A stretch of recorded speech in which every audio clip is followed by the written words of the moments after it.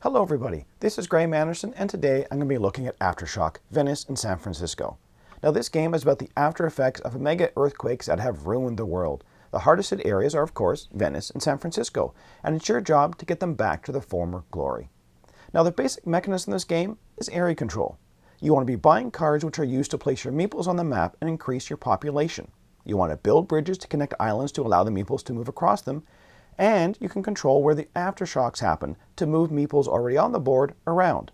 Now when it comes to scoring, you're going to have to negotiate with the other players to make sure that where you have the most meeples, score. But remember, no agreement is binding. Now when I saw Alanar's moon name on this box, I was immediately intrigued, as he has made a number of games I enjoy and that are very easy to get into and explain. You know, Ticket to Ride is a perfect example. So I wanted to see if you could do the same thing with an area control. Make it quick, simple, and fun to play. So, was he able to achieve that? Let's get it to the table to see how it's played, then I'll come back for my final thoughts on Aftershock, Venice and San Francisco.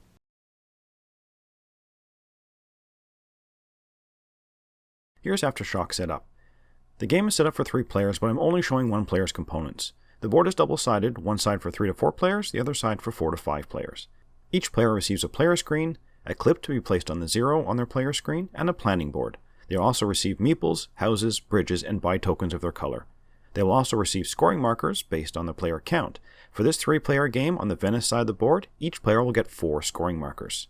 Place one of your meeples on the scoring track, and each player also receives $15 million to start. All the rest of the money goes back into the box.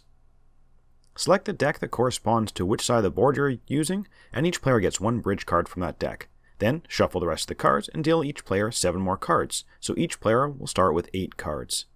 The other components, the Aftershock die, Aftershock markers, and influence markers are placed off to one side, and you're now ready to play. The game is played over 3 rounds, or 2 rounds if you're playing with 5 players, and each round has 4 phases. The first phase is the acquire cards phase. Let's have a quick look at the cards. The area cards will have a cost in the top left of the card, the number of meeples you can place, and where you can place those meeples during phase 2. The other 3 types of cards are the Aftershock, Bridge, and Influence cards. All of the costs are on the top left hand of the cards. The Aftershock card will give you an Aftershock token to be placed during phase 3. The Bridge card will give you a bridge and a meeple to be placed during phase 2, and the Influence card will give you an influence marker to be placed during phase 4. I'll now go through the cards in more detail and the specific phases that they are used. The first part of phase 1, you will decide which cards from your hands you wish to buy and keep. You pay the cost of the card to the bank and place these cards behind your screen. You can buy as many cards as you wish from your own hand. Then, whatever cards you did not buy from your own hand are placed face up in front of you, and they can be purchased by the other players. When all players have bought and placed their cards up for sale, then starting with the first player, each player will get the opportunity to purchase a card or pass. To purchase another player's card, you must use one of your buy tokens. These 2 tokens are one-time use tokens, and you flip them over to get a discount on the purchased card. The money goes to the player who put that card up for sale. The last buy token requires you to pay the other player for the full amount of the card, plus you have to pay an additional $1 million to the bank, but this token can be used multiple times in a round. For each purchase you make, you must use one of your buy tokens. When all players have passed, and it is possible to pass and come back in later if not all the other players have passed, then each player can return one unbought card from in front of them back to their hand. It is possible that you have no cards left in front of you, in which case you cannot take back any cards. Any cards left on the table after this are discarded. Then we move to phase 2, the populate and planning phase. For each area card you have in your hand, you will play it and add meeples to the island of that card. To save on meeples, a house can replace 3 meeples. Once all the area cards have been played, they're discarded. Then, all players reveal the rest of their cards in their hand and place the pieces behind your screen, the meeple and bridge, Aftershock token, and influence markers. Then you're going to discard these cards as well, so you should have no cards left in play. Next, you're going to replace your meeples, bridges, and Aftershock markers on your planning board. These will be placed on the actual playing board during phase 3. You do not place your influence markers on the planning board just yet. Then, during phase 3 in player order, players remove their screens and place their bridges and meeples. When you place a bridge, it must be placed on a vacant bridge space leading from the area you selected on your player board. You can only build a bridge if you have enough bridge pieces to fully build it. It is possible to dismantle another one of your bridges and use those pieces. Bridges can never be partially built. If there are no vacant spaces and you cannot build a bridge on your chosen island, you'll place a meeple instead. When you do build a bridge, you move your marker on your player screen to show how many bridge pieces you now have on the board. To place a meeple, just move them from your planning board to the matching island on the play board. Once all players have placed their bridges and meeples, then, starting with the first player, players will resolve any Aftershock markers they have. A player must resolve all of their Aftershock markers before the next player can action their Aftershock markers. For each Aftershock marker you have, roll the Aftershock die and add the value from your Aftershock marker. This is how many meeples must be moved from the island where you played your Aftershock marker. The total value must be applied even if it means shocking your own meeples. The player causing the Aftershock can decide which meeples must be moved. They can even select their own meeples. Now, to move a meeple out of an Aftershocked area, it must move to another island. The player to the left of the active player will move their meeples first and continue around the table. A meeple can be moved across a bridge to a connecting island. If you own that bridge, then your meeple moves over, there is no cost. If their bridge belongs to another player, you must pay that player $1 million per bridge per meeple that you move across. If you do not want or cannot move a meeple, it is returned to your supply. When moving meeples across a bridge, they can go as far as they want, crossing multiple bridges and paying the owner if required. They just cannot end up on the same island during that Aftershock, but they may return during another Aftershock. Once all Aftershocks are resolved, we go to Phase 4, the scoring phase. Now each player will place, behind their screens, their scoring markers on islands that they want to score. But you cannot place 2 scoring markers on one island, and you must place all of your scoring markers. So, for an island to score, at least 2 scoring markers must be on that island, and since you are restricted to only being able to place 1 on an island, you can negotiate with other players to try and get them to place their scoring markers on the island that you need. Now, no agreement is binding. You can make an agreement to place scoring markers on your own islands and just not keep it. Any players with influence markers can place them now as well, and these are special scoring markers. They act just like your normal scoring markers, except they can be placed on an island that already has one of your regular scoring markers on it. These ensure that this island will score this round. Once all markers have been placed, then we go to scoring. All players reveal their player boards, and any island that has 2 or more influence markers will score. Each island will show you the majority scoring. Whomever has the most meeples will get the most points, etc. If there's ever a tie, they split the points for the tied position, rounding down. Whichever player scored the most points on a single island must remove one of their meeples from that island. If there are bridges on the board, then the most bridges score. This is for the most individual bridge pieces on the board. Whomever has the most will receive the most points, etc. We then proceed to the end of round. Shuffle all the cards together and deal 8 cards to each player. Evenly distribute all the money from the bank to all players, and any remainder money stays in the bank. Reset all buy tokens, return our markers, and pass the first player token to the next player. Whichever player is currently in last place will be given a free Aftershock marker to be used during the next round. Now, if this was the end of round 3, the game ends and you skip the end of round steps. Players will score 1 point for every $2 million they have left, and the player with the most points is the winner. Now, let's get back to see what I thought about Aftershock, Venice, and San Francisco. So let's start with theme and components.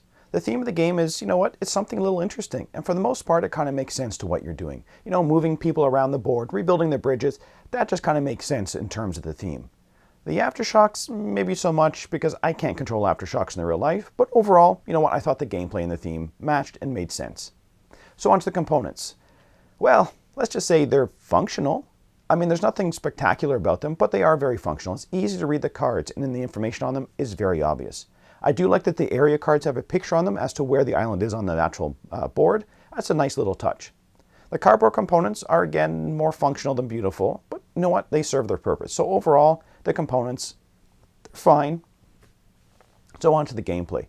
Now, as you saw from the walkthrough, this is a fairly quick game. I mean, you're definitely done in about an hour, 45 minutes to an hour. Now, even though it is quick, it does offer some decision points during the round, which is one of the things I actually did like about the game. The first phase of the game, you know, making that decision on what cards you want to pay for and which ones you want to place out in front of you, I really like that. I mean, do you place the most expensive cards out in front of you, hoping you're going to be able to get back one without paying for them? As the expensive cards are always better. But knowing that people can pay 2 less for a card, you know what, kind of makes it very tempting for them to buy your expensive cards from you. But then buying them yourself really kind of diminishes your funds. So, you know what, it's an interesting decision point. I think my favorite aspect of the game, and my least favorite, is probably those Aftershock tokens. I mean, they really change the dynamics of the board. You place one down and roll the die and hopefully make it so you have the majority after the aftershock.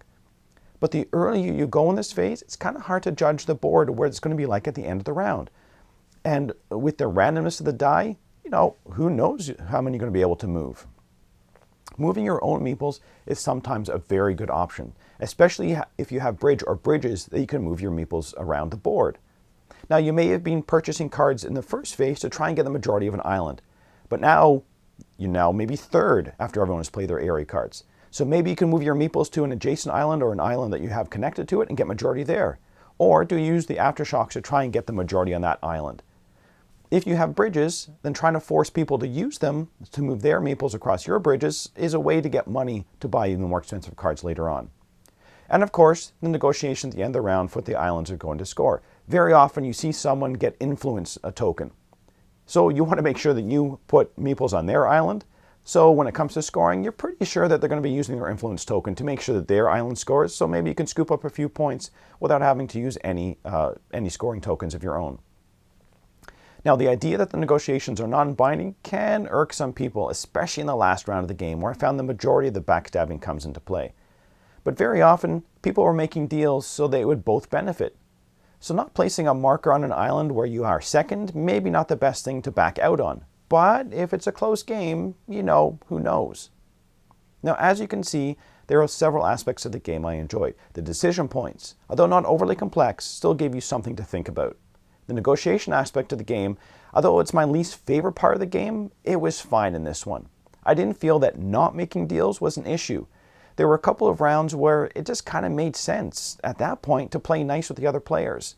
It was, I also like the bridges. It was another source of points if you weren't getting the area cards that worked well with where your meeples currently were. And I really liked the closed coins, the closed bank, that there was a fixed number of coins during the game. And I think this is kind of what makes this game ultimately forgettable in the short term, is there's not much to it. It's fast, simple, and a good game if you're looking something on the lighter side. But you know what? It's not a filler, not an hour. But it's also not a meaty game to sink your teeth into if you want area control game. I think some people might have a problem with the randomness of the game. I mean, you are beholden to the cards you're dealt, and the cards the other people get dealt. And I felt those aftershock tokens were very important, as they allow you to rearrange the meeples on the board. If you didn't get any, it can be tough, especially when it comes to the end of the round, and you maybe not have very many meeples in good scoring positions. You can have a grand plan for the round, but after the aftershock tokens are done, who knows what's going to happen to your people. Often, especially if you're the first player in a round or with no aftershock tokens, you could potentially just kind of watch your people get bumped around as the rest of the players play their aftershock. Yes, you get to control where they go, but if there's no bridges, they're gone. Now, it is short enough that it's not going to mess up your strategy that you've been working on for the last few hours, but the game is just long enough that it can become annoying. And for a lot of this game, that's what it comes down to. It falls in the middle. It's not a filler, but maybe too short to recover from a bad round. It's not as light as other intro games, but not meaty enough to make a game day around it. There is direct player interaction, but maybe a little too much randomness involved to protect yourself. Now, I'm sure there's going to be people that really enjoy this game. And it's fun for the first few plays, but ultimately, I think it's going to end up sitting on my shelf unplayed. So would I recommend this game? I think this game is going to appeal to a small subset of gamers. People who enjoy lightweight games that maybe want to try something a little more complex with area control and negotiation, but don't want something that's going to last several hours. But even then, I'm not sure how many people are going to want to play this game on a regular basis, as there really wasn't anything that made the people that I played it with want to play it again. So ultimately, I'm going to say this is definitely a try before you buy game. There is some to be had, and it's definitely not a bad game. But I think after you've played it, it's going to be like, okay, that was fine. What's next?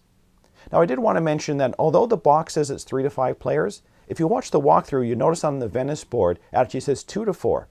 On the back of the rulebook, there is a 2-player variant on the back, but it definitely was my least favorite way to play. You definitely want to be playing with the maximum number of players per board, so 4 for Venice and 5 for the San Francisco map.